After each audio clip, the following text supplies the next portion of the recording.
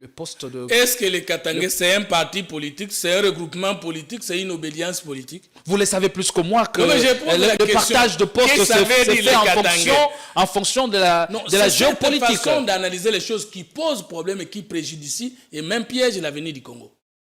Les chefs de l'État ont roulé les Katangais. Est-ce que tous les Katangais sont à l'IDPS? Est-ce que tous les Katangais sont au PPRD? Est-ce que tous les Katangais sont derrière Sama Lukonde? Est-ce que Sama Lukonde est Katangais? La parole du chef de l'État est lourde de conséquences. Et quand il le sort, il doit être... D'où vient cette façon de que si les Katangais sont roulés? Mais les Katangais, qui sont-ils? Est-ce que les Katangais existent encore au Congo? Que bien que l'Assemblée nationale soit préséante par rapport au Sénat, mais par rapport à certaines questions, notamment les questions liées à l'empêchement définitif du chef de l'État, le Sénat devient une institution stratégique à qui on ne peut pas confier la présidence à n'importe qui. Il ne faut pas que ce soit quelqu'un qui dit ah,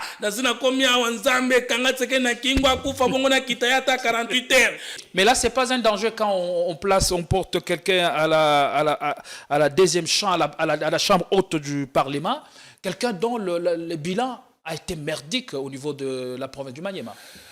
Là, ça devient un débat et je n'ai pas de réponse maintenant. À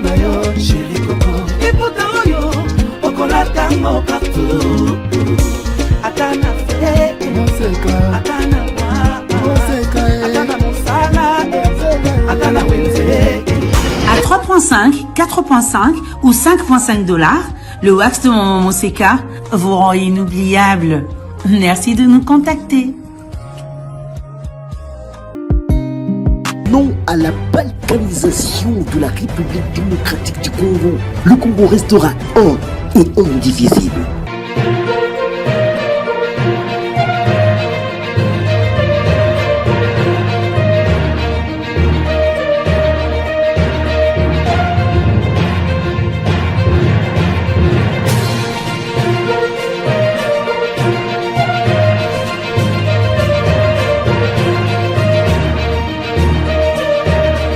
Non à la balkanisation de la République démocratique du Congo. Le Congo restera un et indivisible.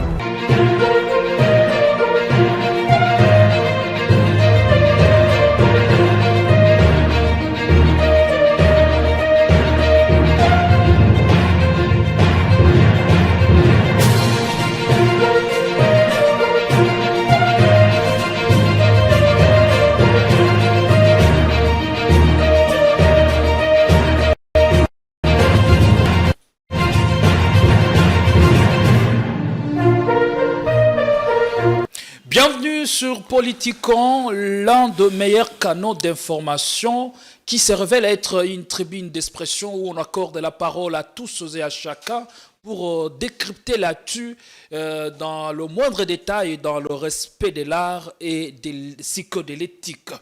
Nous sommes heureux de vous présenter ce nouveau numéro et vous êtes aussi très très nombreux de nous regarder à travers le monde, en province comme par-ci par-là. Nous sommes là pour décrypter l'actu d'ici et d'ailleurs dans le moindre détail. Nous sommes heureux de savoir que vous êtes nombreux à nous regarder et à vous abonner tout le jour. Nous vous en remercions énormément. Pour ce nouveau numéro, nous avons fait venir sur ce plateau Fumu Toto qui a répondu à notre invitation pour décrypter l'actu. J'ai l'honneur de le recevoir et je lui dis bonjour. Bonjour à vous et à tous qui nous suivent ou comment ils nous suivent à ce net moment. Vous avez décidé de revenir encore pour décrypter l'actualité. On a passé une première émission avec vous là, il y a quelques semaines et l'émission a été bien consommée et beaucoup ont apprécié vos analyses. Qu'est-ce que ça vous fait chaque fois quand vous avez ces feedbacks? Ça me rappelle le sens de la responsabilité que j'ai liée au sens de mon nom, Fumuntoto Kolomabele. Donc, je suis là. J'ai été là et je serai là en train de défendre rien que la vérité et la justice en faveur de mon peuple. Est-ce que ces idées résonnent aussi bien au sein de l'Union sacrée? Oui et non. Oui, parce que ce n'est pas seulement les gens de l'opposition, de la société civile, les apolitiques du FCC, ils suivent l'émission Politicon ou le magazine Politicon. C'est aussi des décideurs. de l'Union sacrée qui participent à des émissions. Oui, parce que le chef de l'État lui-même me l'a dit un jour, le jour de la proclamation de sa victoire le 31 décembre 2023. Il m'avait dit qu'effectivement, lui, il était aussi content, parfois de ma façon d'analyser certaines choses, par la totalité, mais certaines choses. Oui, parce qu'il y a beaucoup de gens de l'Union sacrée qui m'approchent. Donc vous essayez de garder votre indépendance d'esprit? Je n'ai pas besoin d'être indépendant, tout homme est dépendant. Personne n'est indépendant. Souvent, quand on est indépendant, c'est faux. Parce que les riches ne vivent pas sans les pauvres, et les pauvres non plus ne peuvent pas vivre sans les riches. Moi, je ne suis pas indépendant, je suis plutôt autonome et interdépendant en même temps. Donc, il y en a qui aiment ces idées-là, mais je dis non parce qu'au niveau de l'Union sacrée, il n'y a jamais eu de réunion de conciliation des vies ou de procédure de sélection des gens par rapport à leur capacité, à leur mérite. Non. L'Union sacrée, nous nous rencontrons parce que chacun de nous aime le chef de l'État de sa manière et attend qu'il soit nommé de sa manière. Point. Je ne pense pas qu'il y a des réunions de conciliation de vie, de partage des éléments du langage, et bien pour dire oui, celui-ci a telle expertise qu'on le sélectionne sur base de cela. S'il y en a, je ne sais pas, et surtout que moi je ne participe pas aux réunions du Présidium. Donc, pratiquement, je suis de l'Union sacrée comme vision du chef de l'État, comme mouvement politique, mais je ne suis pas de l'Union sacrée comme regroupement de décisions ou de prises de position. Est-ce qu'on peut dire aujourd'hui que l'Union sacrée est prise en tenaille aujourd'hui par le Présidium, qui essaye de... Et quoi par le Présidium, qui est prise en tenaille. Prise en tenaille. Elle est prise en tenaille. Oui et non, parce qu'en fait, la troisième voie, c'est quoi? Ce que nous disons, oui, mais, non, mais, parce que nous pensons que nous avons des principes et nous pouvons réaffirmer quelques principes de la troisième voie. Par exemple, personne ne connaît tout, mais tout le monde sait quelque chose. Si on pouvait appliquer ça à l'Union sacrée, en comprenant que les grands ne sont grands que parce qu'il y a des petits, et que même les petits sont importants quelque part, et qui peuvent apporter quelque chose dans leur grandeur. Est-ce qu'il existe encore les cadres de discussion au sein de l'Union sacrée? Deuxième principe, on dit rien n'est totalement bon ni totalement mauvais. Et le dernier, pour aujourd'hui, je dis toute chose restant égale par ailleurs, ce qui nous unit est plus grand que ce qui nous divise. Si des gens, au niveau de leur grandeur, ils ne savent pas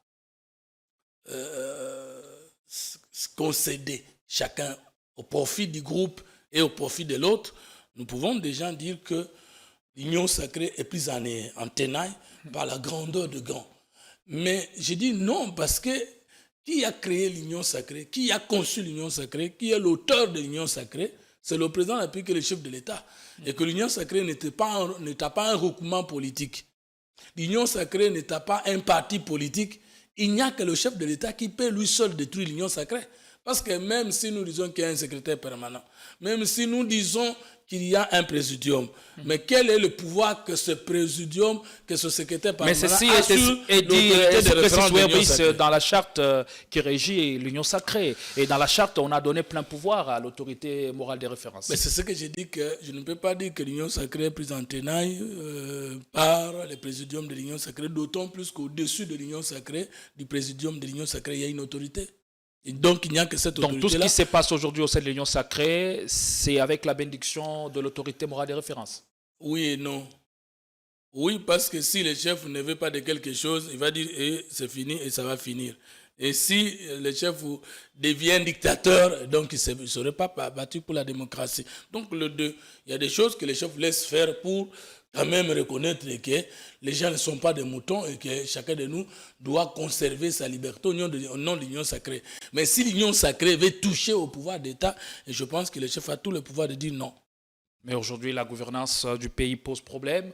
Aujourd'hui, le grand dinosaure au sein de l'Union sacrée se dispute le pouvoir. Et ça, c'est en défaveur de l'autorité morale de référence. C'est normal, à la fois anormal, parce que là où il y a des acteurs politiques, on ne peut pas reprocher le fait que les gens, les uns ou les autres, aient des ambitions politiques. Et qu'est-ce qu'il attend pour remettre de l'ordre dans cette famille politique? La théorie du désordre, c'est aussi un ordre.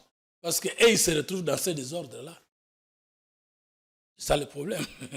Et on peut en politique entretenir un flou artistique tout simplement parce qu'on s'y retrouve. Donc moi, je ne crois pas que... Donc dans ce désordre, là, vous voulez dire que le chef de l'État se retrouve? Ben, dans tout ce qui est dans la vie, il y a toujours quelqu'un qui tire les ficelles, qui tire les dividendes. Parce que s'il y a dans la famille des gazelles ou des antilopes, ça veut dire que dans la famille des prédateurs, il y a la fête. Et l'essor de nos compatriotes, et c'est la population qui en pâtit. Je crois que le pire problème, c'est celui-là. Regardez un peu l'image que ça donne dans la classe politique congolaise. Papa Jonas Moukamba est fatigué par le fait de l'âge, mais veut devenir président du Sénat, l'Assemblée de la sagesse. On va en venir... Vous voyez un peu ça. Vous voyez un peu ça. Le Premier ministre Sama Lukonde venait d'être Premier ministre pendant 4 ans ou 3 ans, mais voudrait encore revenir comme président du Sénat. C'est comme si... J'ai comme l'impression que bateau asi ba kota na institution pour na bango bateau so aza soutenir na Congo.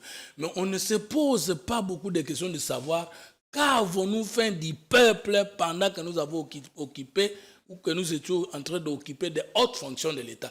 Cette question de comment résoudre le problème du peuple, je crois qu'elle n'est pas encore abordée. Dans la dernière mission à passer avec vous sur ce même plateau, vous avez estimé que le problème du Congo, c'est un problème d'homme. Le Congo et a un non problème du système. Justement. Donc il faut commencer par changer l'homme et puis voir comment on peut démanteler les systèmes. Est-ce qu'aujourd'hui, ceux qui nous dirigent aujourd'hui n'échappent pas à ces principes? Apparemment, le chef de l'État dit que la question de sa gouvernance qui fait investir dans l'homme. Et il a commencé par l'éducation de base. Oui, mais nous voulons former les jeunes à devenir grands. Mais si nous ne disciplinons pas, nous ne formons pas, nous ne transformons pas, nous ne changeons pas les grands, mais ces jeunes-là, ils vont grandir et imiter quelle expérience? C'est le problème. Moi, je crois qu'aujourd'hui, il est plus que temps de faire l'initiation, la formation à la bonne gouvernance, de sanctionner et de changer la classe politique congolaise si c'est possible. Malheureusement, il est difficile de changer la classe politique avec cette même classe politique. Avec quels moyens? Puisqu'il faut avoir pour prétendre changer les choses. Ben justement, le premier moyen qu'on a dans la vie, c'est la bonne santé, c'est la volonté. Est-ce que nous voulons que les choses changent? Est-ce que nous voulons voir l'image de notre pays, de notre politique, l'image de notre type ou race d'homme qui est là uniquement pour que les choses changent positivement ou comme il faut au Congo? Parce qu'aujourd'hui, nous sommes un pays dans lequel le chômage bat son plein. Est-ce qu'il est nécessaire que quelqu'un puisse conserver un fauteuil pendant 5 ans? Par exemple, un poste nominatif qui n'est pas électif. Est-ce que nous ne pouvions pas dire, oui, après 5 ans, pour quand même que tout équilibré. Donc ça ne sert à rien de s'éterniser au pouvoir quand on n'est pas en mesure de changer les conditions on les conserve lorsqu'on résout le problème du peuple pour lequel on a cherché son pouvoir. Mais lorsqu'on sait qu'on se retrouve avec sa femme, avec ses enfants, si vous prenez 80% de nos cabinets ministériels, vous êtes journaliste, y pénétrer. Vous allez trouver le tribalisme et le régionalisme à haute échelle.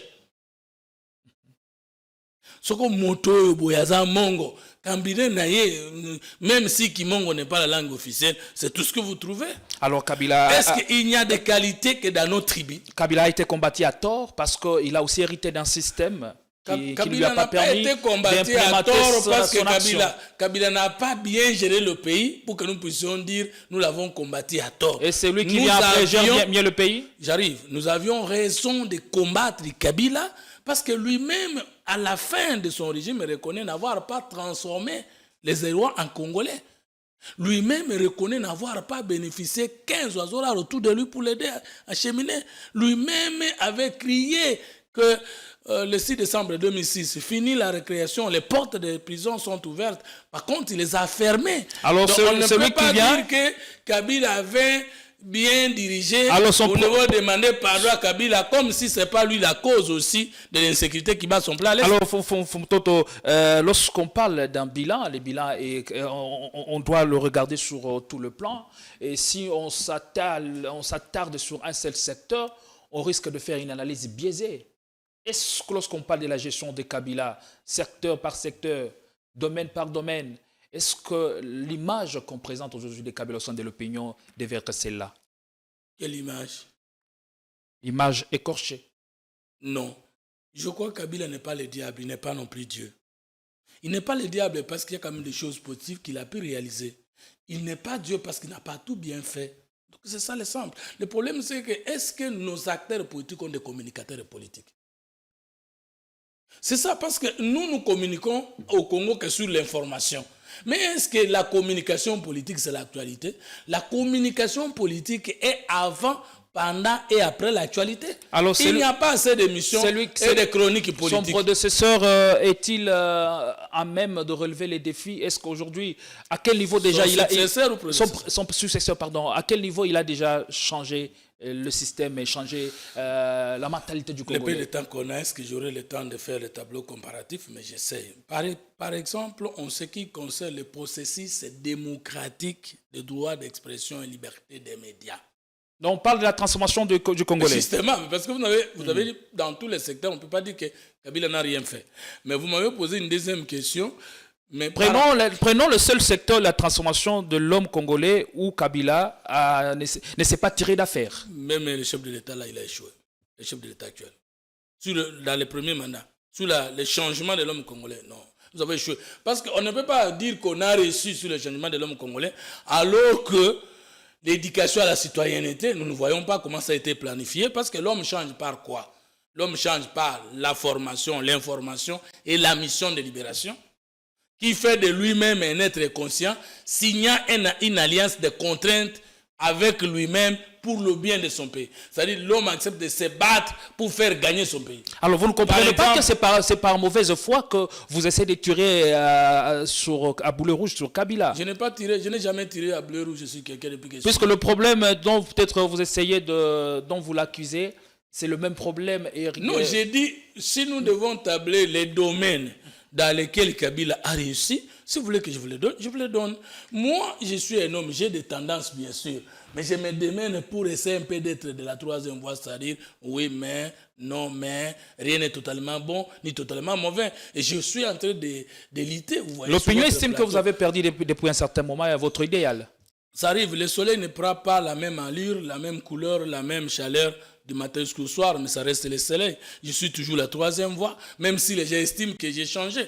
Mais parce que les gens vont me découvrir encore bientôt, ils vont trouver que j'ai rien changé. Je suis en train d'installer la troisième voie avec des maigres moyens, et je crois que les Congolais seront surpris de voir que ce courant-là était cru par moi-même, et je l'ai organisé jusqu'à cette envergure-là. Vous avez changé changer la troisième voie pour devenir quelle voie? Je ne serai jamais socialiste, je ne serai jamais libéraliste. Vous avez changé par rapport peut-être aux circonstances, par rapport aux enjeux, par rapport à la carte qui se joue sur table. Merci beaucoup. Non, mais ça, ce n'est que l'entrée. Je ne suis pas on va passer à la conclusion. Non, s'il vous plaît. On passe à l'actu. Si vous me tolérez un peu.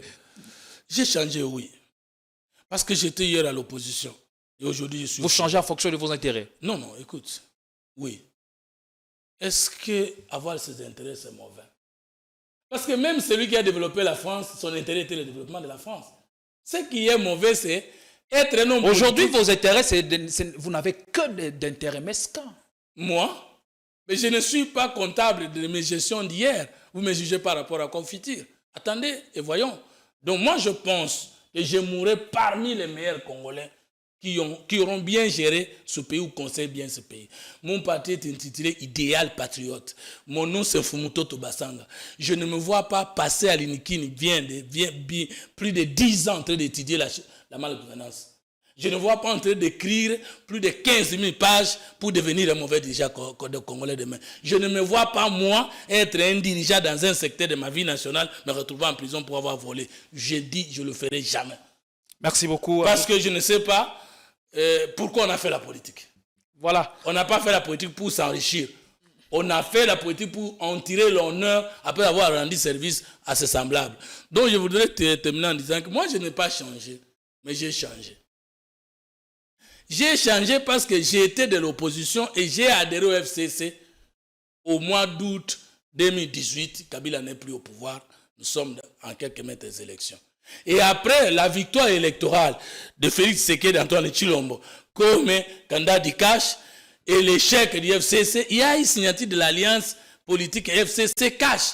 C'est lorsque les gens du FCC ont refusé de voir Félix Tshisekedi réussir là où ils ont échoué, ils ont créé pour montrer qu'eux, ils sont sortis de l'alliance, que moi, je suis resté.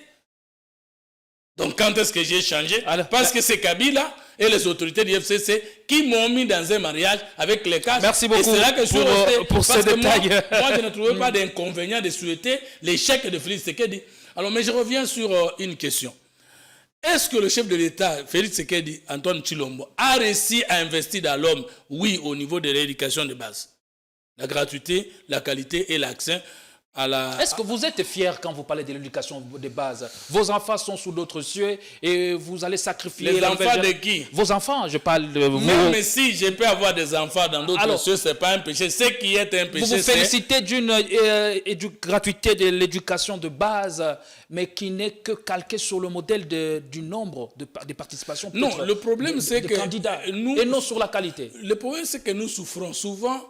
Nous contestons ce que nous aimons et nous aimons ce que nous ne voulons pas au Congo, par absence de communication politique au sens plein et réel du terme.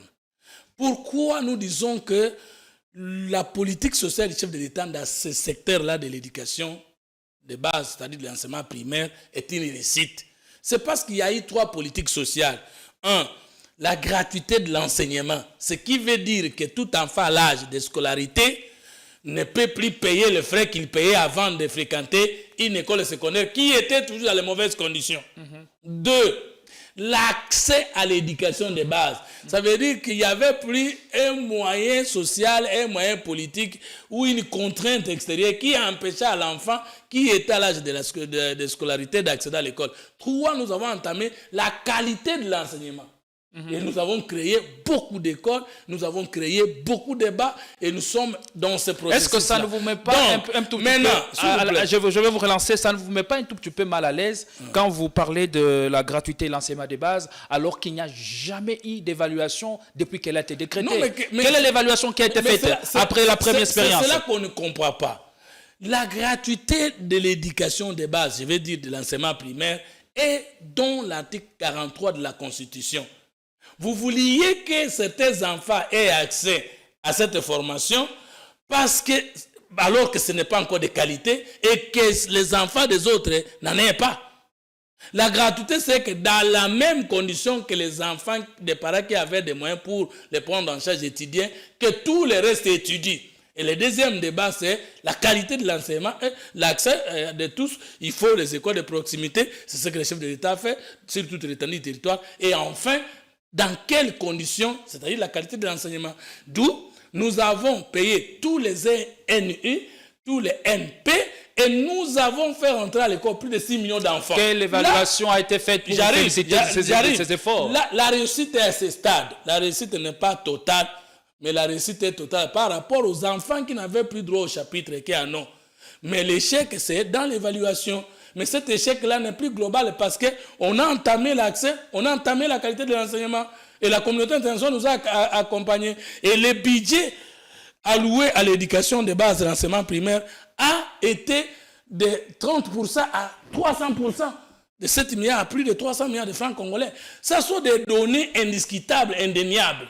Mais comme nous, on ne fait pas le débat politique au Congo, on reviendra avec tous les tableaux synoptiques sur l'éducation, sur la qualité de l'enseignement de base. Et on vous fera venir pour voir comment cela a évolué. Eh bien, on prend l'actualité, le procès contre le militant de la Force du Progrès s'est ouvert depuis le vendredi 2 août 2024 à l'inspection provinciale de la police de Kinshasa. Eh bien, il y a eu plus de 60 jeunes combattants de la Force du Progrès qui sont à la barre. Eh bien, on en parle avec Fumototo. Et d'abord, votre réaction par rapport à ces procès contre ces badauds qui s'en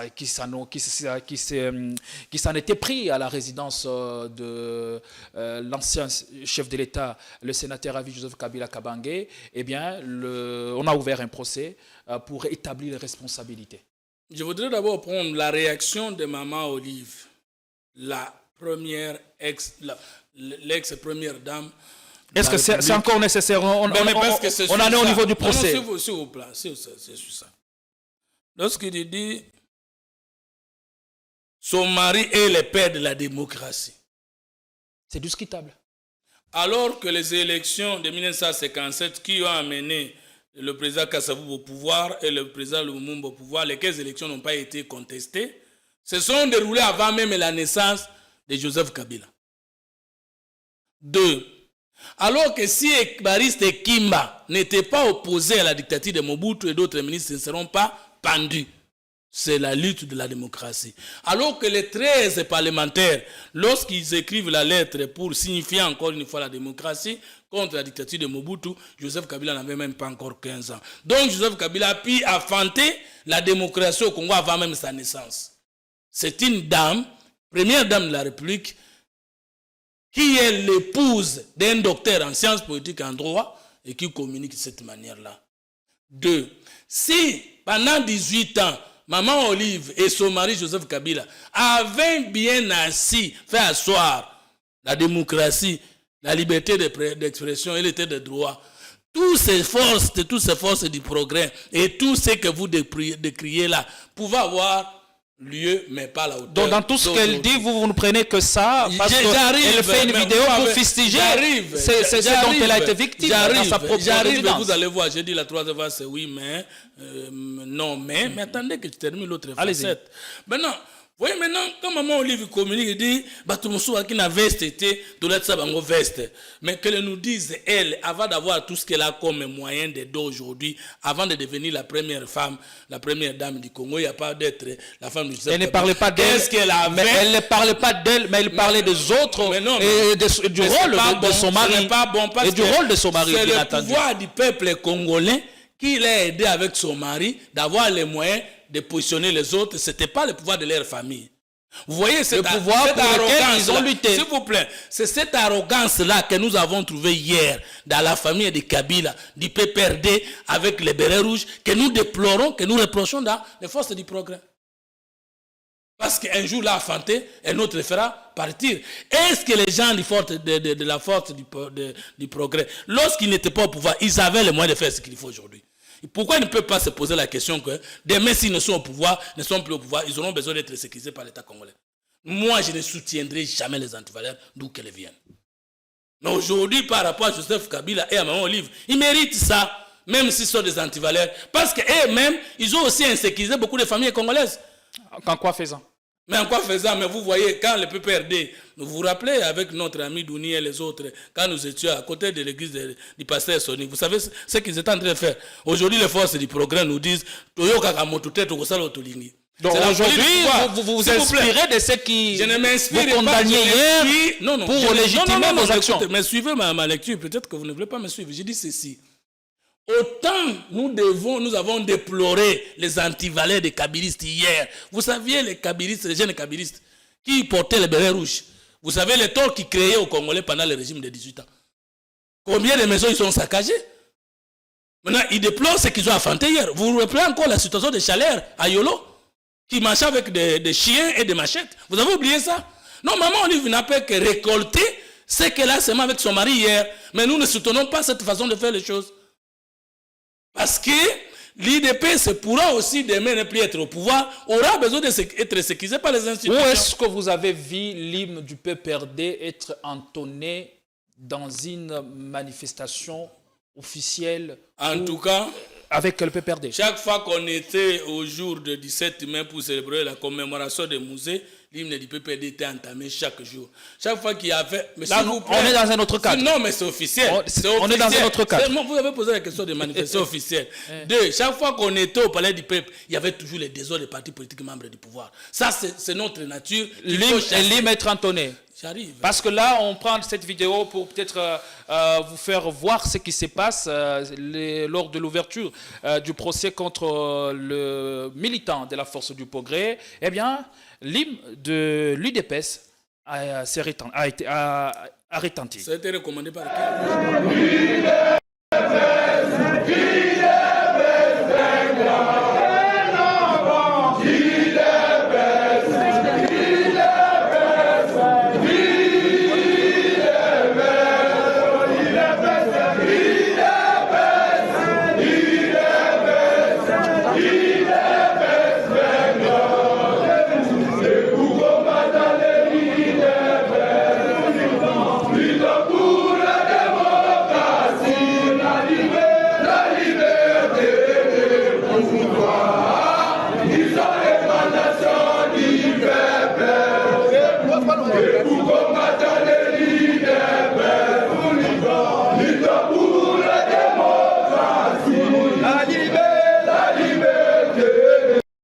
Fontoto, qu'est-ce qui se passe? Est-ce la République que nous voulons ou que vous voulez? Mais là, ce n'est le contraire de ce que vous avez prétendu dire. Il ne s'agit pas d'une cérémonie officielle où on est en train d'entonner l'hymne de l'IDPS. Il s'agit d'un groupe de membres de l'IDPS ou des forces du progrès qui chantent devant un procès, mais ce n'est pas recommandé par les autorités judiciaires du procès ou politiciennes. Alors maintenant, comment vous voulez dire? On parle de ces cas, bien sûr, mais hier, l'hymne de l'UDPS a retenti dans l'hémicycle. Non, mais dans le palais du peuple. Mais il faut voir. Lors d'une manifestation officielle. Mais écoutez, à qui la faute? C'est aux forces de l'ordre. Ce n'est pas aux militaires de l'UDPS. Ce que nous ne comprenons pas. L'État n'a jamais été exempté de désordre dans une société. Ce sont les forces de l'ordre qui veillent pour qu'il n'y ait pas de désordre. Le règlement intérieur de l'Assemblée nationale, aussi bien que du Sénat, disent clairement, stipulent clairement que l'enceinte, l'enclos, le siège de l'Assemblée nationale du Sénat ne peuvent jamais être réquisitionnés par tout autre mouvement qui n'est pas conforme au règlement intérieur et aux lois de la République. Maintenant, lorsqu'il y a des opérateurs extérieurs aux lois et à l'institution qui veulent investir le lieu de l'Assemblée nationale et qu'ils accèdent et ils ont la possibilité de faire ce qui n'est pas... Ceci doit être encadré. C'est la faute de l'armée, c'est la faute de la police et des services de sécurité, ce n'est pas la faute de l'IDPS. Parce que la marche doit être encadrée. C'était la même chose au temps de Kabila et c'est ce que nous décrions. Alors, qu'est-ce que vous pensez alors de ce procès et des échauffourées qu'il y a eu récemment à la résidence de l'ancien chef de l'État, Gelem? Je ne suis pas d'accord avec cette façon de faire les choses. Il n'y a que l'État qui a, selon les règles de la police, il y a les monopoles de la contrainte. Et c'est sans même le sens de l'État comme superstructure sociale. Si nous laissons les individus se régler les comptes et se faire justice, nous sommes partis pour la gloire. Ça, je ne soutiendrai jamais. Est-ce qu'on peut dire... Parce qu'aujourd'hui, ce que nous voulons, ce n'est pas imiter les antivaleurs de Kabila et des anciens régimes. C'est de montrer que nous étions à l'opposition, nous étions opposés aux antivaleurs et que nous sommes venus changer les choses. Ce n'est pas imiter les bélets rouges du PPRD aujourd'hui. Ce n'est pas une qualité. Moi, je ne soutiens pas ça et puis ça me choque. Et je crois que le chef de l'État lui-même ne peut pas être d'accord avec ça.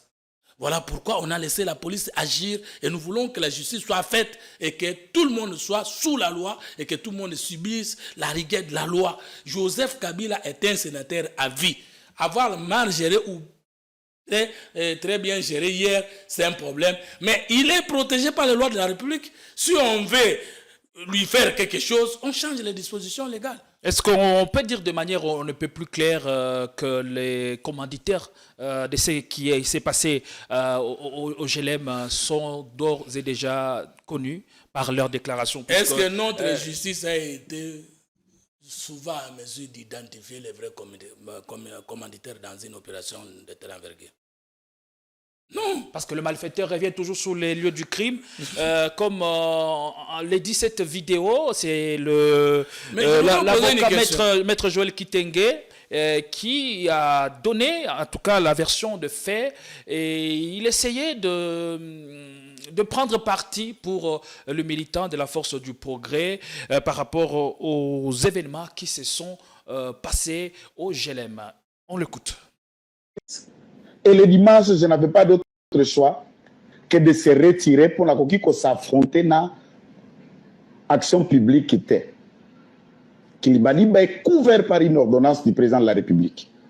Il est couvert par la loi portant statut, fonctionnement, organisation de la police et c'est dans ces prérogatives qu'il a agi. Et en pleine raison, connaissant la réaction de la réciprocité, j'ai décidé il y a qu'à se retirer à Kinshasa, mais dans ma conscience, je suis resté tourmenté. Au-delà d'être un policier, au-delà d'être un général, au-delà d'être inspecteur provincial de la police, c'est un mari d'une femme, c'est un père de famille, et c'est le frère, le grand frère ou le cousin des autres Congolais. Et le caractère légal et à la police, ils ont placé Bango à politique. La police n'est pas parti politique et la police n'est pas au service d'un parti politique. Comme le FARDC, comme le service national. J'ajoute à cet élément mon petit passé, je dis petit, pourquoi? Parce que ce n'était pas long, de Kadogo pendant la libération de 97, où nous avons été le premier lot à démobiliser sous le programme RDDR, devenu CONADER plus tard, par le prophète Daniel Kawata. J'ai obtenu ma bourse où elle permettait que droit à l'âge adulte. Moto à ça, service commandé au quoi soda, ne peut pas que sakanana soda mususu. Ne peut pas que saboter Moussa la pollution à la Liban doit comme pour maintenir l'ordre public et la sécurité. Mes propos, ma réaction a été offensant à l'endroit du corps de la police nationale congolaise. Et je viens sincèrement, honnêtement, consciencieusement, présenter Peko Senga, Clémence, Bolimbisi, Yakor, ya police nationale congolaise Mobimba. Peko Senga, de manière individuelle et personnelle.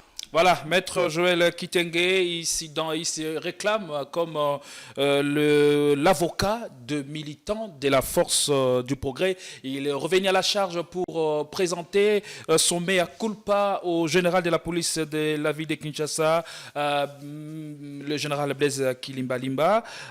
Fumototo, qu'est-ce qui se passe? Et qu'est-ce qu'on fait pour arrêter la bêtise? Je vous ai dit, je le répète, que le Congo, mon pays, a un problème d'hommes, de culture et d'organisation. Parlons de l'organisation.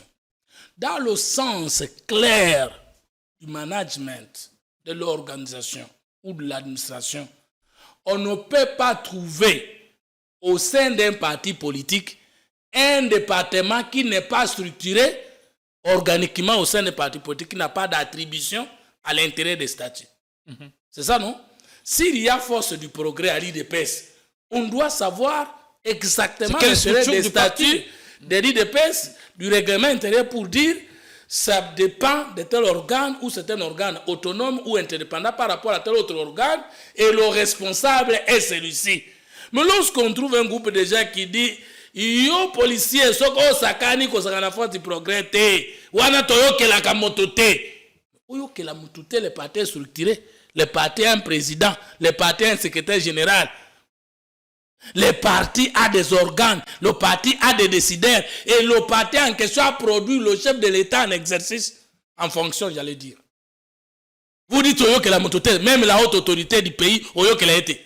Parce que la Constitution n'interdit pas, on ne demande pas au président de la République, chef de l'État ou à un ministre de quitter son parti politique une fois qu'il est aux fonctions. Ça lui interdit seulement de ne pas avoir des attributions au sein de son parti politique pendant qu'il exerce un mandat public. Ça veut dire que le président Tshisekedi n'est pas interdit de venir dans une réunion de l'IDPS et comme c'est lui qui est le véritable président de l'IDPS, il n'est pas aussi interdit de convoquer les gens de l'IDPS pour les conseils, pour les orienter. Mais quand vous dites « Bisoto yo la ramotote », mais qu'est-ce que ça veut dire quoi? Et on ne sait pas dire aujourd'hui les forces du progrès relèvent de quelle structure du parti. Si ça existe, moi je ne sais pas. Ce n'est pas une bonne chose. Alors regardez cette analyse, la force du progrès, qu'est-ce qu'elle représente à vos yeux? Est-ce qu'on peut conclure carrément que c'est une milice? Non, mais non, une milice c'est trop dur. Une milice c'est une armée non autorisée appartenant à un individu. Mais l'IDPS c'est un parti champion de la non-violence. Alors à qui appartient la force du progrès? Non, attendez, on ne peut pas dire qu'il y a une milice au sein de l'IDPS, alors que pendant tout le temps que l'IDPS était en train de lutter sans le pouvoir, l'IDPS n'a pas voulu aller du côté des armes pour tuer les Congolais. Il y a plutôt un dérapage qu'il faut corriger. Est-ce que vous avez suivi Maître Joël Kitenge dans sa première vidéo? J'arrive. Et aujourd'hui, je suis convaincu que le chef de l'État, Félix Antoine Tshisekedi Tshilombo, le président de la République, va mettre de l'ordre à l'IDPS. Je suis convaincu que lui n'a pas besoin de ce genre de désordre. Et que cela ne fait pas avancer son mandat.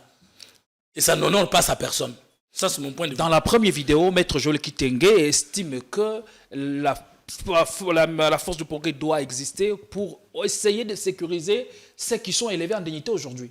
Non, mais tous ceux qui sont élevés en dignité aujourd'hui ont les services de sécurité, ont l'armée, la police et d'autres services spéciaux qui peuvent être créés. La garde républicaine est commune. Et quand il dit ça, c'est sur base de quoi? Je ne sais pas. Ça m'étonne. Ce sont des ailes amères qu'il faut décourager, même si nous sommes tous sous l'union sacrée. Parce que les gens du PPRD, ils étaient en train de faire ces choses-là quand ils avaient le pouvoir. Vous vous rappelez, Emmanuel Chadari a dit un jour, Simbi Youma, je vais paralyser ce pays. Maintenant qu'il n'a plus les moyens de l'État, a-t-il réussi à faire ça? Non. Nous voulons la bonne gouvernance. Nous voulons que les choses changent. Nous voulons, dans ce deuxième mandat de chef de l'État, donner la leçon, le cours à Joseph Kabila et à ses acolytes, mauvais gestionnaire d'hier. Nous ne voulons pas imiter les antivaleurs. Deuxièmement, Joël Kitenge, c'est parmi des jeunes que j'apprécie beaucoup. C'est parmi des avocats intelligents et c'est parmi des bons communicateurs, même membres de ma structure, la structure que je coordonne, les communicateurs de la République, l'Union des communicateurs de la République. Alors quand il réfléchit comme ça, un avocat de son J'arrive. Je n'ai pas, moi, Fumutoto, aimé sa première vidéo où il était en train de désacraliser, d'humilier non seulement l'individu de Kilimbalimba, l'inspecteur provincial de la police nationale congolaise de Kinshasa, de la ville province de Kinshasa, mais aussi le fait qu'il lui montrait que non, je te donne 2 jours. Ose me toucher, tu vas voir, tu ne sais pas derrière qui je suis.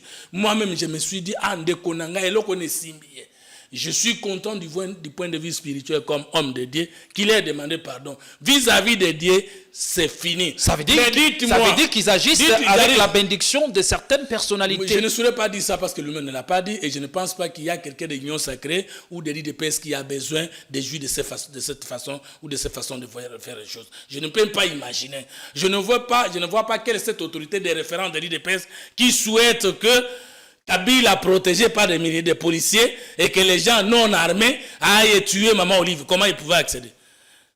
Déjà, il y a comme sous raison. Mais Maman Olive,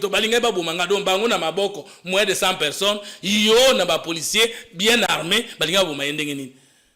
Peut-être la main, peut-être une embuscade, mais je ne pense pas qu'ils sont allés là. Là, vous essayez de minimiser les faits. Non, voilà. Je ne minimise pas les faits, mais je me dis, si vous devez aller tuer quelqu'un qui est protégé, vous devez vous rassurer d'abord que vous avez une force supérieure à celle qui la protège. Sinon, vous êtes des inconscients. Parce que comment il pouvait atteindre à sa vie pendant qu'il y a des policiers bien armés devant elle? Voilà. Donc, je voudrais encore terminer en disant ceci. Alors maintenant, mon frère Joël Kitenge a demandé pardon. Du point de vue de la foi, du point de vue de la parole de Dieu, il est quitte, c'est fini. Mais il ne regrette pas ce qu'il a dit. Attendez. Il est conscient et demander pardon, c'est qu'il le regrette. Parce que si on demande pardon, on ne peut plus dire que cette personne n'a pas regretté. Mais je voudrais dire ceci. Les magistrats instruits en charge et à décharge. Je ne suis pas juriste. Le ministère public a pour mission essentielle de chercher les infractions et de les sanctionner. N'est-ce pas? Maintenant, si moi j'arrive en train d'être défendu par mes avocats ou moi-même, je passe à un avis, je dis, effectivement, moi, souvent, mais quel sera mon sort devant les juges ou les magistrats? Dans un état de droit.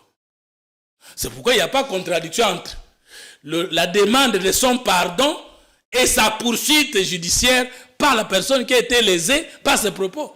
Il n'y a pas de contradiction. Le pardon est du point de vue spirituel, du point de vue de la foi normale, mais du point de vue de l'état de droit, le pardon, il n'y a que le ministère public ou le juge attitré ou le chef de l'État qui peut accorder les mesures de grâce ou le pardon conformément aux procédures judiciaires. Alors, pourquoi alors l'avoir commencé pour l'avoir regretté? Ça doit être une leçon pour nous tous les communicateurs. On va évoluer. Ce que Maître Joël vient de dire doit nous corriger, nous conseiller, nous tous, parce qu'il ne faut pas que nous puissions confondre les micros, les médias comme moyen de libertinage. Merci beaucoup. Mais à regarder de près cette horde de militants de l'IDPS, on sait tout de suite conclure que c'est une masse idiote, ça veut dire un culte, et on n'a qu'à s'en tenir à la déclaration. Ces jeunes gens étaient incapables de décliner ne fût-ce que leur identité. Ils n'ont pas d'emploi, ils n'ont pas de travail, et leur travail, c'est militant. Ils reconnaissent qu'être militant de l'UDPS mais membres de la force du progrès, c'est ça le travail. Alors on se pose la question, qui leur met ces idées alors dans le cerveau? Parce que c'est une masse, c'est des jeunes généralement incultes qui ne savent pas grand-chose. Alors qui peut être l'auteur intellectuel? Je ne peux pas, moi, en tant qu'acteur politique, qualifier des Congolais des idiots, des incultes. Non, je ne peux pas le faire. Mais moi, je sais qu'en tant que politologue, dans mon cours de communication politique en deuxième graduat, on nous a aussi donné un sous-chapitre là sur les inconvénients du militarisme. Ça veut dire? Mais c'est parce que dans toutes les communications politiques du monde entier, il y a aussi une dose de manipulation et de démagogie que les leaders mettent dans leurs militants. Et souvent, les militants manipulés agissent sans savoir mesurer les conséquences. C'est le cas. Vous parlez en lien avec ce qui est arrivé à Maman Olive. Quand Maman Olive a dit que son mari est le père de la démocratie, alors que le mari est né après le processus démocratique, elle a été manipulée par la colère. Mais est-ce qu'elle savait qu'elle est bêtisée? C'est la même chose qu'on peut trouver quelqu'un de force du progrès qui dit mais de quel pouvoir? De quelle attribution? Alors, qui serait l'auteur intellectuel? Je ne sais pas, parce que l'auteur intellectuel en droit, ça veut dire que c'est quelqu'un qui n'apparaît pas et qui fait tout pour ne pas apparaître. Ce n'est pas facile avec mes maigres moyens de l'identifier. Mais on peut partir de Joël Kitenge pour atteindre mais l'auteur intellectuel, ça veut dire celui qui n'apparaît pas dans les faits de la commission d'une infraction. C'est ça l'auteur intellectuel. Ça veut dire, quand on dit intellectuel, ça veut dire il y a un ami bombi. Maintenant, est-ce qu'il y a un moyen de bailler? Non. Alors, le général Blaise Kilibalimba a décidé, malgré le mea culpa de maître Joël Kitenge, d'aller en justice et de porter plainte contre maître Joël Kitenge. Regardez. L'image de la police jusqu'à menacer, donner des instructions en lieu et place du ministère public, donner des instructions à la police pour pouvoir libérer des personnes qui ont été arrêtées et qui sont plutôt jugées en procédure de flagrance, qui n'ont rien à voir avec le général Kilibalimba. Nous comprenons là que les commanditaires des troubles et du désordre, des crimes et même de l'insécurité, des troubles à l'ordre public dans ces contrées, c'est publiquement dévoilé. Donc c'est cet homme-là qui était recherché, les commanditaires, l'auteur intellectuel, le complice de ces actes-là infractionnels, s'est dévoilé lui-même. Alors, le général s'est plaint et il a déposé plainte au parquet général pour diffamation, pour outrage à la police nationale, pour intimidation, imputation dommageable, chantage et trafic d'influence. Nous avons saisi le procureur général qui va s'atteler pour pouvoir rapidement mettre la main sur cet incivique pour que la lumière soit faite et qu'il soit déféré devant la justice, qu'il subisse. C'est l'avocat du général Blaise Kilibalimba. Fumutoto, qu'est-ce que vous en pensez? Je pense qu'il y a des portées d'une affaire. Dans une affaire, il y a la portée civile où le pardon peut résoudre un problème. Par exemple, j'ai votre dette. Vous me traduisez en justice. Il n'y a pas d'abus de confiance ou que la possibilité ou le déroulement de cette affaire n'a pas affronté une infraction et que vous êtes allé saisir la justice pour entrer dans votre droit. Si nous arrivons là-bas, j'ai dit que mon frère, je n'ai plus le moyen de vous payer, s'il vous plaît. Vous me pardonnez, c'est fini. Par exemple, en cas d'adultère, si ça n'a pas affronté l'infraction, vous prenez ma femme, si je vous pardonne, même si nous étions en justice, la question est retirée. Mais s'il y a une affaire pénale, ça veut dire que l'insulte, l'intimidation, la menace, l'injure publique, et que le ministère public s'est saisi ou est saisi par quelqu'un, est-ce que le pardon efface l'affaire devant la justice? On demande du pardon? Non. Même si le général Kilibalimba ne pouvait pas saisir directement la justice, le ministère public pouvait ouvrir une enquête judiciaire, une information judiciaire, parce que cette diffamation, ces intimidations sont passées à la place publique et surtout que les offenses ont concerné la fonction du général, pas l'individu du général. En ce moment, ça devient sérieux. En ce moment, ça devient sérieux. Et nous soutenons le chef de l'État. Et nous implorons sa volonté pour que les choses changent positivement, qu'il y ait l'ordre au niveau de l'Union sacrée. Ça va l'aider d'abord, lui, le premier bénéficiaire. Ça va aider ensuite le peuple congolais et ça va nous aider, nous tous. Nous voulons considérer l'Union sacrée comme une école de travail pour la réponse aux problèmes des Congolais. Et qu'est-ce qu'il serait mieux à faire à ce stade? Alors que la justice dise le droit, ou que peut-être le général pourra revenir sur non, mais n'oubliez pas que je quitte les statuts d'acteur politique, c'est que même s'il a parlé à mal du général, ces offenses, ces infractions vont prendre tout de suite le caractère politique. Parce qu'il s'agit d'un acteur politique qui a agi, et donc je crois qu'il y aura aussi des procédures politiques autour de ce procès. Ça va se régler au sein de l'Union sacrée. Je pense. Ça c'est mon analyse. Je n'ai pas dit que ça sera comme les ça. Forces, mais vous voyez combien de ministres arrêtés. Les forces obscures vont intervenir. Donc, il y a toujours beaucoup de règlements politiques dans les infractions, même pénales, commises par les hommes politiques. Voilà. Non, pas pénales, je dis dans les infractions des droits communs commises par les hommes politiques. Voilà, on prend l'actu, c'est aussi le chef de l'État qui est malade et l'Union sacrée se déchire. On se pose la question, quelle direction nous sommes en train de prendre pour notre pays? L'opposition ainsi que la majorité, sur quel pied dansent-elles? Alors, on va analyser cette actualité avec Fomototo. Le chef de l'État a-t-il roulé les Katangais? Mais qu'est-ce que ça veut dire? Le poste de... Est-ce que les Katangais, c'est un parti politique, c'est un regroupement politique, c'est une obédience politique? Vous le savez plus que moi que le partage de postes se fait en fonction de la géopolitique. C'est une façon d'analyser les choses qui posent problème et qui préjudicient et même piègent l'avenir du Congo. Les chefs de l'État a roulé les Katangais. Est-ce que tous les Katangais sont à l'IDPS? Est-ce que tous les Katangais sont au PPRD? Est-ce que tous les Katangais sont derrière Sama Lukonde? Est-ce que Sama Lukonde est Katangais? La parole du chef de l'État est lourde de conséquences. Et quand il le sort, elle doit être... D'où vient cette façon de que si les Katangais sont roulés? Mais les Katangais, qui sont-ils? Est-ce que les Katangais existent encore au Congo? La province du Katanga n'existe plus. Pourquoi on crée les Grands Bandundu, les Grands Kasaï, les Grands Équateur, alors que la constitution qui a créé ces entités ou ces collectivités publiques a changé les choses? Les Grands Katanga, c'est encore quoi? Vous essayez de fuir le vrai problème. Le vrai problème, c'est que le chef de l'État a donné sa parole d'honneur. Non, quand on parlait des provinces de l'Est hier, le Manième aussi faisait partie des provinces de l'Est.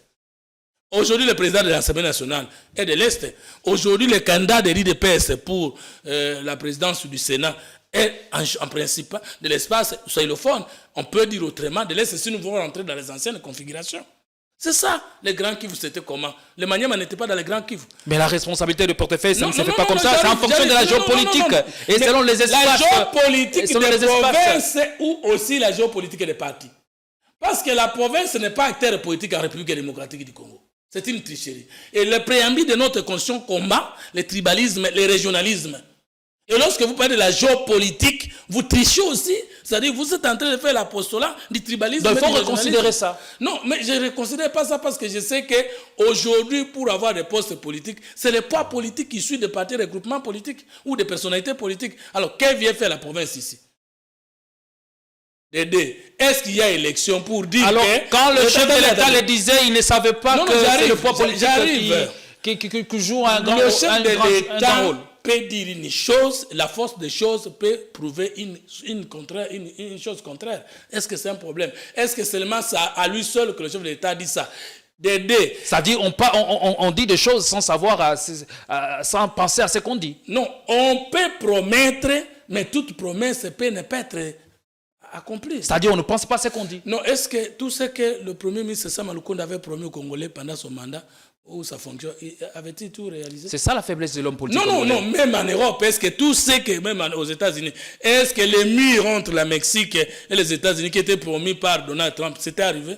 Est-ce que vous connaissez un seul chef de l'État du monde entier qui arrivait au pouvoir à réaliser tout ce qu'il avait dit lorsqu'il n'était pas encore au pouvoir? Alors quand on ne sait pas réaliser, ça ne sert à rien de promettre. Non, mais on ne réalise pas toutes les promesses parce qu'entre les moments où on promet et les moments où pourquoi promettre quand on ne sait pas réaliser? Non, mais est-ce que vous avez compris? Dieu avait dit à Israël, Ta descendance sera captive dans un pays étranger, ils vont y souffrir pendant 400 ans. Mais ils ont fait 430 ans. Mais la parole a été réalisée. Non, mais 400 ans, il y a un glissement de 30 ans. La promesse a été réalisée. Mais est-ce que le chef de l'État dit qu'il ne va plus réaliser la promesse envers les Katangais? L'accomplissement de la parole de Dieu, la promesse de Dieu dépend de certaines conditions.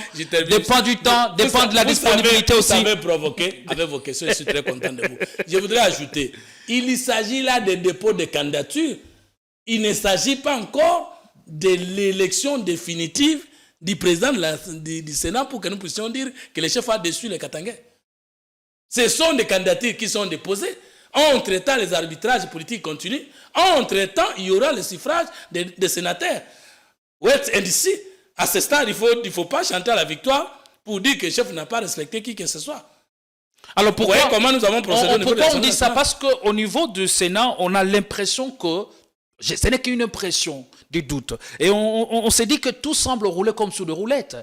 Alors qu'il y a eu des élections il y a quelques mois à l'Assemblée nationale et on a procédé aux primaires. Mais ici, on laisse tout le monde compétir. Non, mais ce n'est pas un problème. La comparaison n'est pas raison. Ce n'est pas le président Tshisekedi qui l'a dit. C'est un penseur avant lui, avant même sa naissance. La comparaison n'est pas raison. L'Assemblée nationale a une pression politique supérieure au Sénat. Ça, tout le monde le sait. Elle est même préséante aux questions de contrôle du gouvernement par rapport au Sénat. Le Sénat, c'est la deuxième institution. Justement, le Sénat, c'est la chambre de sagesse.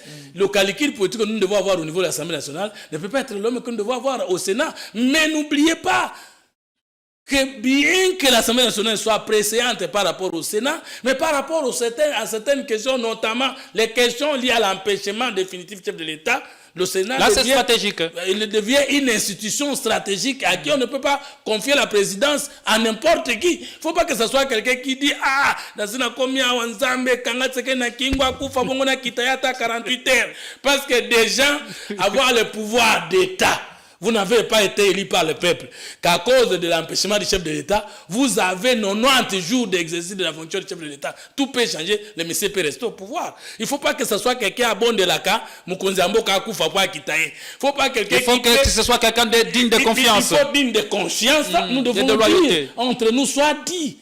Parce qu'il s'agit du mandat d'Ofélix Tshisekedi d'Antoine Tshilombo qu'il a reçu par le suffrage universel du peuple congolais avec 73,47%. Nous devons être jaloux de ce suffrage du peuple et nous devons savoir il va chez qui. Est-ce que le choix dévolu qui a été jeté sur Idrissa Mangala, ça s'est joué à ce niveau-là? Parce que c'est quelqu'un de l'UDPS qui est là depuis 1991. J'analyse encore les choses. Le rêve du premier ministre honoraire Sama Lukonde est d'être là. Je crois que nous ne pouvons pas dire que Sama Lukonde ne représente rien, d'autant plus que pendant son mandat, nous avons chanté les réalisations du chef de l'État. Et si nous disons qu'il n'a rien fait, nous nous contredisons nous-mêmes. Mais le premier, il faut savoir, c'est le mandat de l'UDPS. Est-ce que ce n'est pas aussi logique de laisser toute possibilité à l'UDPS de terminer son mandat, même s'il y avait un empêchement? Est-ce que ce n'est pas logique de dire, en tout cas, c'est l'UDPS qui est la première force politique de la République démocratique du Congo au niveau du Parlement et que l'UDPS a cédé les perchoirs de l'Assemblée nationale? Est-ce que ce n'est pas logique que l'UDPS maintienne la présidence du Sénat pour que nous puissions dire le mandat est pour l'UDPS? Alors, les discussions se sont mal soldées, d'après vous? Pour moi, je pense que de bonne loi, si quelqu'un de l'UDPS peut devenir président du Sénat, j'accepte. Mais si par la magie ou l'algèbre politique, c'est un autre. Sama Lukonde, Papa Jonas Mukamba, pour moi, il faut que le Congo change. Mais si on me consultait comme politologue, je dirais, le soir l'UDPS assumer tout. L'UDPS doit assumer la gestion de la ville-province de Kinshasa. L'UDPS doit assumer le mandat de 5 ans au niveau de la présidence de la République. Et l'UDPS doit assumer la présidence du Sénat pour que nous puissions évaluer l'UDPS 5 ans après, parce que le chef a dit que c'est au cours de ce mandat qu'il veut changer les choses. Alors, ça, c'est mon point de vue. Idrissa Fani Mangala, qu'est-ce que vous pensez de son profil? Idriss a été même plébiscité par la base de l'UDPS à Tchangou, chez moi. C'est tout ce que je vais demander, c'est que les membres de l'Union sacrée comprennent que les soins à l'UDPS, c'est son fauteuil. Mais là, ce n'est pas un danger quand on porte quelqu'un à la deuxième chambre, à la chambre haute du Parlement, quelqu'un dont le bilan a été merdique au niveau de la province du Maniema. Là, ça devient un débat et je n'ai pas de réponse maintenant. Voilà que je suis sincère. Et un bon débat. Merci beaucoup, Fumutoto. Je ne sais pas si vous avez encore autre chose à ajouter sur l'élection au Sénat. Il y a aussi ce que nous voulons. Il y a aussi l'ancien président du Sénat, Bahati Lukwebo, qui est en course. C'est une bonne chose. Mais je pose la question, que devons-nous, nous les jeunes déjà devenus vieux, qui jusqu'ici n'avons pas de place, à cause des gens qui se sont fait professionnels politiques? Pourquoi alors ne pas avoir un président du Sénat, de l'Assemblée nationale, qui peut nous étonner positivement comme Gilles Alinguetti en ce qui concerne le contrôle des finances publiques et la bonne gouvernance? Vous, avec Gilles Alinguetti? Non. Il n'est pas le seul Congolais qui fait... Mais en tout cas, lui, il a fait la distinction, lui, il est devenu modèle, et il a même subi et continue à subir la jalousie des fossoyeurs de la République. Modèle pour empêcher les projets... non, modèle pour empêcher les fossoyeurs de la République, les prédateurs de la République de continuer à endayer le peuple congolais. Il est modèle pour ça. Et alors, si Idriss peut être un modèle comme Gilles Alinguetti, nous le soutenons. Être modèle, c'est savoir aussi s'appliquer ou se soumettre à ce que disent les lois de la République. Vous pouvez prendre, parce que vous avez dit un seul modèle, mais le DG de la DGI, c'est un modèle. Quelqu'un qui a été en mesure de mobiliser des milliards, 1,3 milliard pour le revue du mois d'avril, la revue du mois d'avril. Alors, plus que les bilans, les mandats de Kabila de 2001 à 2007. Pour un seul mois, plus que 4 exercices de Kabila. Est-ce que nous ne pouvons pas louer ces gens? Avec un budget faible, mais on sentait quand même il y avait de l'impact de l'assiette du Congolais. Non. Si quelqu'un dit aujourd'hui on a un budget, quelqu'un dit qu'avec un budget faible de Kabila, on ne sait pas se retrouver. Si quelqu'un dit qu'avec un budget faible de Kabila, on sentait les changements dans sa pays, il est malade, c'est un démon. Comment on pouvait sentir quelque chose de positif avec un président qui a fait de 2001 à 2007 avec un budget de moins d'1 milliard? On devait sentir quoi? L'ombre de Kabila vous hante encore? Quoi? L'ombre de Kabila est en train de vous hanter? Oui et non. Parce que l'insécurité qu'il a laissée à l'Est continue à nous compliquer. Non parce que nous ne pouvons pas continuer à pleurer Kabila alors qu'il est temps de les faire oublier par les aspects positifs de notre gouvernance. Donc, continuons à pleurer Kabila. Pourquoi? C'est Kabila encore qui est venu promettre à Sama Lukonde au Katangé que voilà, je vous donnerai le poste non, mais de président du Sénat. Le mot Katangé. Les gouverneurs de Katangé, si je peux dire comme ça, du Haut-Katanga et de l'IDPS, est-ce qu'il est derrière Sama Lukonde qui est de notre parti? Mais il avait reçu. N'opposez pas le regroupement du Premier ministre honoraire Sama Lukonde et l'IDPS. C'est un combat politique au nom de la liberté. Que ce soit Sama Lukonde qui va gagner, que ce soit l'IDPS qui va gagner, je sais que Jean-Michel Sama Lukonde est très poli et très courtois, surtout vis-à-vis de ses engagements envers les chefs de l'État. Ça, il faut que nous puissions éviter de justesse. Donc, voilà un peu ce que moi je veux dire, mais je souhaite quand même qu'une dame de fer comme Mme Fifi Masuka Saïn, qui a aussi un regroupement, qui a un poids politique considérable, pourquoi alors questeur adjoint, parce qu'Abitika ne peut pas être maintenu, parce qu'il s'agit du poids politique. Et quand nous parlons Katanga, ne confondons pas les Katanga et les Haut-Katanga. Merci beaucoup, on va avancer, on prend le communiqué de l'Observatoire de la dépense publique ODEF qui a fait un communiqué sanglant pour dénoncer, il a dénoncé ce qu'il qualifie des pillages de ressources des entreprises publiques par leurs dirigeants, les cas de l'ARPTC de 2021 à 2023, l'ARPTC, le dirigeant de l'ARPTC se sont partagés plus de 18 millions de dollars et que le dirigeant de l'ARPTC a un salaire 5 fois supérieur à celui d'un député national. Qu'est-ce que ça vous fait? On est dans la République de Fossoyeur, le fossoyeur de la République. Le fossoyeur de la République et le caisse de l'État continue à saigner. Cette information me choque, mais je n'ai que l'information, mais je n'ai pas les données et la confrontation des sources. Je vais me réserver et je vais aller faire la recherche des informations et je promets que je viendrai sur le plateau pour dire si ces choses sont telles que nous les attendons ou qu'elles ne sont pas complètement comme ça. Je viendrai réagir. Mais maintenant, réagir alors que je n'ai que l'information, je n'ai pas les données, je risquerais d'être comme ceux qui commencent par offenser et demander pardon après. Merci beaucoup, Fumutoto. On ne sait pas aller dans les détails, parce que si on aime les détails, merci d'être passé, merci de votre disponibilité. Je demande pardon si j'ai offensé quelqu'un. À toutes et à tous, nous vous retrouvons avec la même dose de plaisir. Restez-nous fidèles, car ici, nous vous donnons ce qu'il y a de mieux à vos oreilles. À tout à l'heure, mesdames. À tout à l'heure, messieurs.